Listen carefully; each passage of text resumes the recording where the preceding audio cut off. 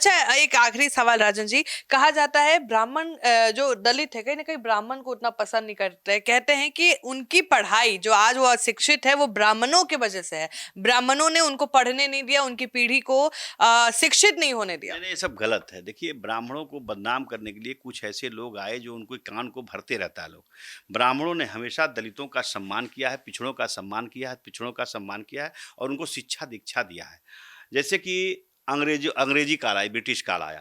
अंग्रेज़ों ने मैकाले शिक्षा प्रणाली यहाँ पे लागू की और उसमें 18वीं शताब्दी में लगभग कितने कई 2 लाख से ज़्यादा गुरुकुल थे। जी। 2 लाख से ज़्यादा गुरुकुल थे, उन गुरुकुल संस्थाओं को बंद करने का काम किया गया और उस समय गुरुकुल संस्थाएँ जब लगभग हमको 2 लाख से ज़्यादा गुरुकुल संस्थाएँ थीं, तो उस समय 90% शिक्षित लोग थे और सबसे ज़्यादा शिक्षा दलित में, पिछड़ी में, अति पिछड़ी में यही लोग होते थे।